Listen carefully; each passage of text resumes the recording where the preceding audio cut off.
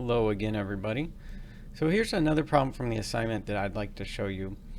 And of course, I'd like to show you how to work this problem as it's given in the assignment, but also because there's so many parts to it. And I want to show you how, if I can give you the work and the steps for solving it, how each of these individual questions relates to that, okay?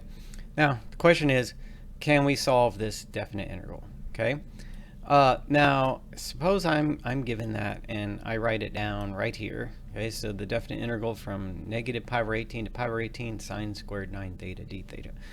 My initial tactic is to use the fundamental theorem of calculus, which involves needing to know the antiderivative of sine squared 9 theta. And to that, I might wonder, well, what method helps us solve that? Okay, how can we find the antiderivative? U substitution is one of the methods that we have. Other than U substitution, we would have to have some formula that applied directly to our problem. All right. Now, at least now, like, we don't have any formula that directly applies to this. I'm sure you could find one if you look for it, because there is one. But I'm going to use this as an example of how we use trig identities together with U substitution. Okay. Now, as it is, U substitution is not applicable to this integral. I would like you to make a comparison, though, to see why that is. Suppose that instead of sine squared 9 theta d theta, we have sine squared 9 theta 9 cosine 9 theta d theta. If I had that, that is doable in its given form by U substitution. This one is not doable in its given form by U substitution. Okay, so all right, how is that? How is it that U substitution lends perfectly to this one? Well, sine squared is sine of the angle then squared. Okay, so I'm looking at it like this. If I let U be sine of 9 theta, du as a result would be cosine 9 theta times 9 times d theta, and that's by the chain rule. That's the derivative of sine 9 theta by the chain rule. And notice that each of these things fits perfectly into this problem. There's a place for u right there, and then there's a place for du here. We can completely substitute the theta away, get it entirely in terms of u, and that's the goal of U substitution. In addition to that, I get what turned out to be something real simple, u squared du. Very basic problem whose antiderivative is u to the third power over 3. Substituting theta back in by way of our substitution, get my final answer, sine third power 9 theta over 3 plus c. So that's totally doable by U substitution in the way that it is. Now, because it's all because of this factor, cosine 9 theta, okay? If that wasn't there, the U substitution couldn't be completed. It just wouldn't work, okay? Now that's like this original one. It's missing that other factor that made the problem I just showed you possible by U substitution. So here's what we do. We use a trig identity to reduce this to something we can better work with, okay? That's the tactic for solving this problem. Now, you took pre-calculus at one point, and you probably spent quite a bit of time learning how to work with trig identities. And it's for problems such as this. I'm given a problem, no method I have at my disposal will work for it, but if I can substitute the right identity in, maybe I'll turn it into something that I can work, okay, with the techniques I have. And so that's the idea. Now, for either sine squared or cosine squared of an angle, these are the identities that we would use for this problem. These are not the only identities that exist for sine squared and cosine squared, but they're the ones that would work for this kind of problem. We'll substitute this as appropriate.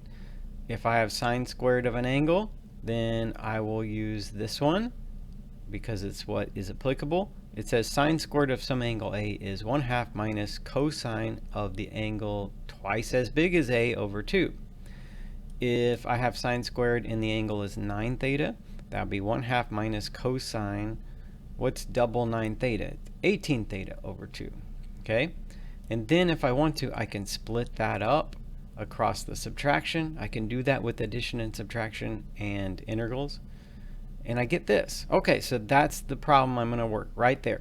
This problem can be worked by u substitution as we've learned it.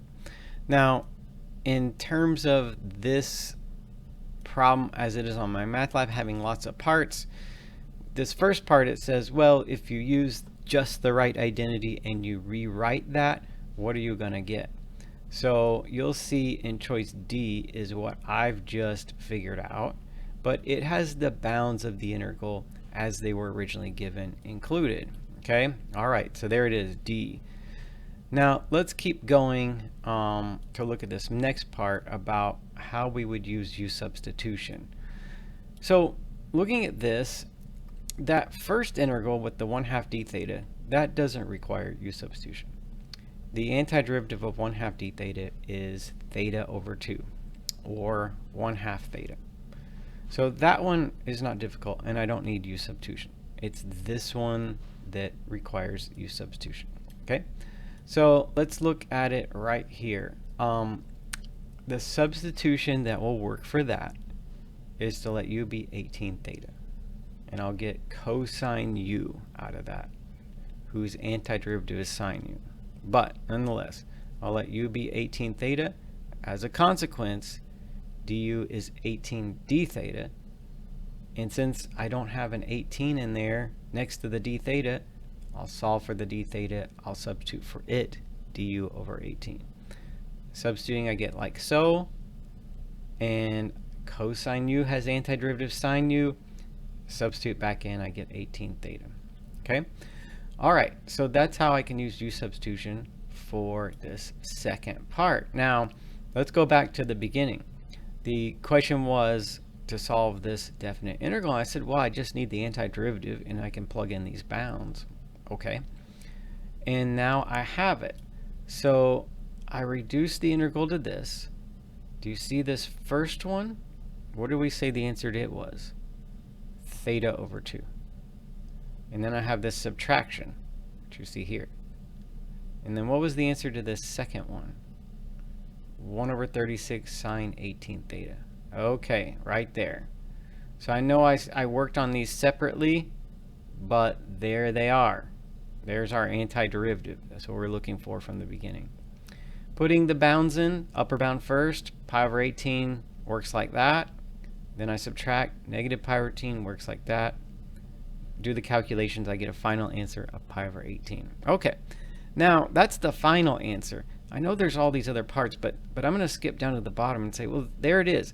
Evaluate the definite integral. It's pi over 18. Okay, done. Now, when I did that just now, I skipped over these other parts about the substitution.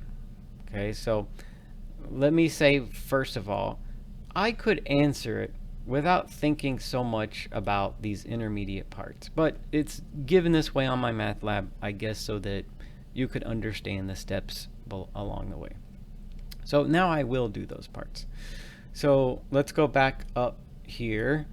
When we used u substitution, what did we use to work? Okay, well, all right, it's right here. We let u be 18 theta. All right, so that's this.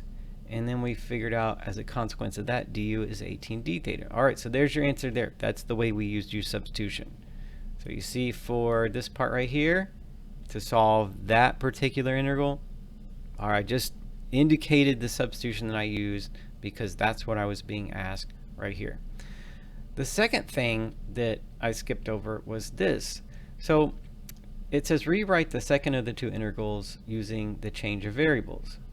So that's this one, okay, right here. So this negative pi over 18 to pi over 18, 1/2 cosine theta, cosine 18 theta d theta.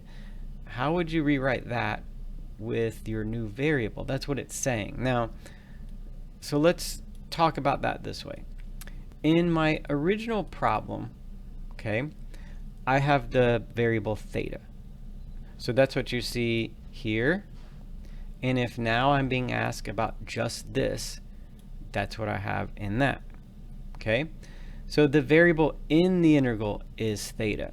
The differential has a variable of theta. The d theta has a variable of theta. The bounds, I know those are just numbers, but we can take it for granted that those are values of a variable. This says theta is negative pi over 18. That's the lower bound. This upper bound says theta is pi over 18. Theta is the variable. Now, if we change to a new variable, u, because that could allow this to be easier for us to solve, then not only do you change the variable in here, like this becomes cosine u, this becomes du, and so on. Not only is that the case, but the bounds must change to be in terms of u also. So what that means is they can't be the same. If I'm going to continue working with the bounds with my substitution, they have to be different numbers because I don't have the same variable anymore. Now, I caution to say that's not how I did this. The way I usually do this is I'll do the u substitution. I'll forget about my bounds. I'm not worried about them. I find the antiderivative. I change back to the original variable, and then I solve it as it was given to me with the original variable. But there, you don't have to do that. You could change the bounds along with this new variable. Okay, so here's how you do that. So I'm working with this substitution. U is 18 theta. I substitute out everything in the integral. I get cosine u du times 1 over 36. As far as what the bounds need to be now, it's this equation that tells me.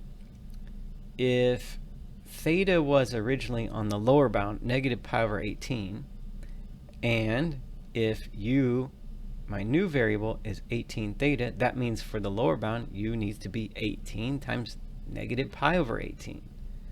That would mean that lower bound is what? It would be negative pi. All right, so that's why that lower bound becomes u equals negative pi. We're now dealing with the variable u. And if you change the bound along with everything else, it's got to be negative pi. The upper bound, same scenario. If theta was pi over 18 for the upper bound, and if u is 18 times theta, then that upper bound needs to be now u is 18 times pi over 18. Or, if you reduce that, u needs to be pi for the upper bound. So there we have it, pi for the upper bound. And then in here, 1 over 36 cosine u, which is what you see that I had figured out. Okay? All right, so that's the part that I left out. And the reason I left out, because I normally don't work things that way. It's just not the way I do it. But unlike me, and as you are forced to do in this situation, you could change the bounds along with the rest of your substitution.